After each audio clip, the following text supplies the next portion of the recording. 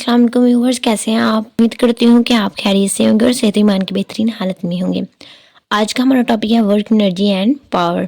आज के इस लेक्चर में हम कवर करेंगे वर्क एनर्जी और पावर, इसका कॉन्सेप्ट लेंगे। चलिए स्टार्ट करते हैं। सबसे पहले देखते हैं कि वर्क क्या है। The work is force into displacement, W is equal to F cross S. Work is done when a force acting on a body displaces it in the direction of force. Work जो है वो quantity है। Work का SI unit क्या होगा, work is equal to F cross S है, तो force का यूनिट क्या होता है न्यूटन, और डिस्प्लेसमेंट का यूनिट क्या होता है metre. Watt is equal to newton metre. ये स्केलर क्वांटिटी है, work is a scalar quantity. Work done is equal to force multiply by displacement, W is equal to F cross S.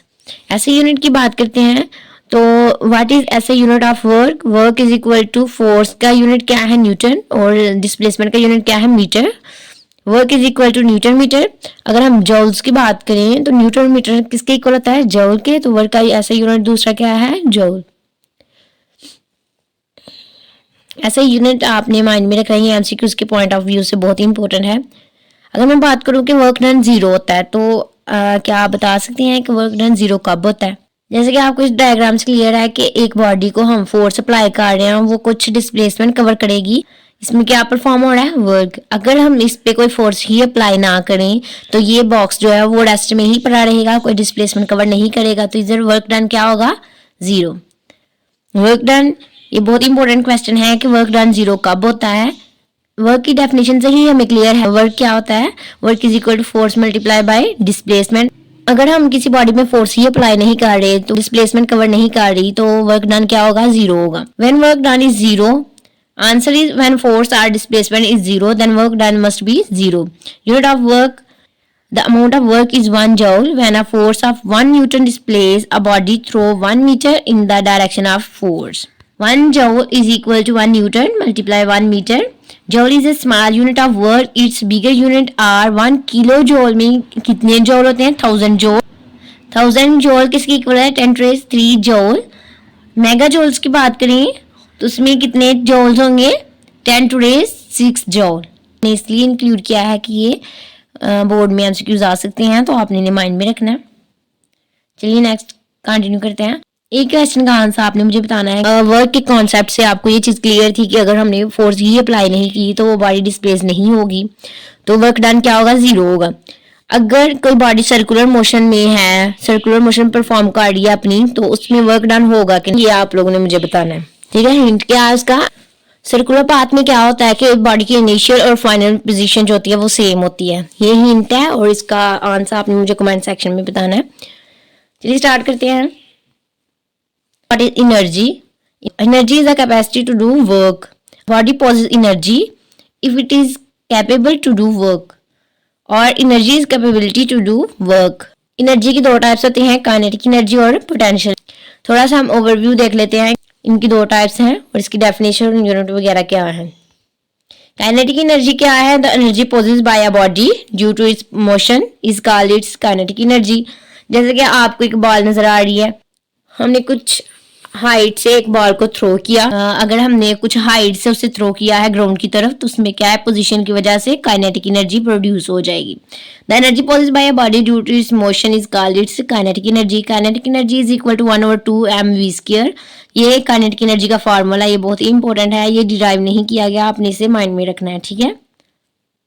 Potential energy क्या है, the energy possessed by a body due to its position is known as its potential energy. Potential energy का formula क्या है, potential energy is equal to mgh। Suppose करेंगे हमने एक ball को पकड़ा हुआ है और इस बॉल को अभी हमने थ्रो नहीं किया ग्राउंड की तरफ, या हमने इसे फेंका नहीं है, ये हमारे हाथ में ही है, यानी कि बॉडी रेस्ट में है। इसके पोजीशन की वजह से जो एनर्जी प्रोड्यूस हो रही है वो है पोटेंशियल एनर्जी।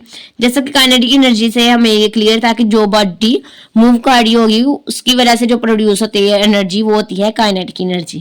मैकेनिकल एनर्जी क्या है, टोटल काइनेटिक एनर्जी। किसी भी ऑब्जेक्ट की टोटल काइनेटिक एनर्जी और पोटेंशियल एनर्जी को हम सम कर दें तो वो हमारे पास क्या आ जाती है, total mechanical energy. Total kinetic energy plus total potential energy is equal to mechanical energy. जैसे कि ये बॉल को हमने पकड़ा हुआ है, अभी हमने थ्रो नहीं किया, तो इसकी भी क्या है एनर्जी, इसकी एनर्जी है पोटेंशियल एनर्जी। और जब हमने इस बॉल को थ्रो कर दिया टूवर्ड्स अर्थ, तो इसमें कुछ एनर्जी प्रोड्यूस होगी, वो कौन सी होगी, काइनेटिक एनर्जी। इन दोनों का सम अगर हम करें तो वो किसके इक्वल होती है, टोटल मैकेनिकल एनर्जी की।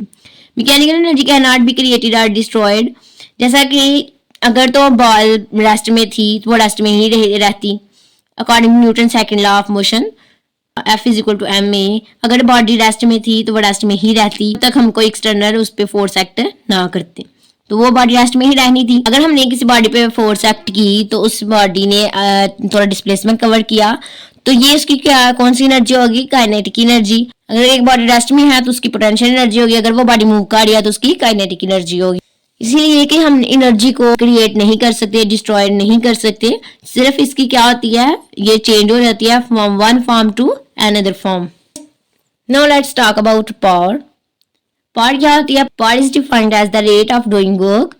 पावर क्या है कि हम कितना वर्क कर रहे हैं और कितने टाइम में कर रहे हैं, ठीक है, हमने कितना वर्क परफॉर्म किया और कितने टाइम में किया, वो क्या है power. Power is defined as the rate of doing work. Power is equal to work done over time taken. Work का ऐसा यूनिट अभी हमने रीड किया, क्या था, राइट, जूल। जूल और second is equal to watt. Power का SI unit क्या है, वाट। तो ऐसा यूनिट क्या होगा इसका, वाट। ये एक प्रूव है। 1 किलोवाट इज इक्वल टू 1000 वाट। 1000 को हम क्या लिख सकते हैं, 10⁻³ वाट। 1 मेगावाट की बात करें तो वो किसके इक्वल है, 10⁻6 watt. 1 hours power is equal to 1 HP is equal to 746 watt. ठीक है, ये आपने एमसीक्यूज के पॉइंट ऑफ व्यू से भी बहुत इंपॉर्टेंट है, ये आपने माइंड में रखना है। और इसका ये प्रूफ जो है ये शॉर्ट क्वेश्चन में भी आ सकता है, इसे आपने अच्छे से कर लेना है, ठीक है। एक और ये एमसीक्यूज के पॉइंट ऑफ व्यू से बहुत ही इंपॉर्टेंट क्वेश्चन है, 1 kilowatt hour is equal to how much joule. Joule की बात कर रहे हैं ना, कितने जूल्स होंगे। किलोवाट आवर से हमने किधर जाना है, किलोवाट आवर से किधर जाना है, जूल में।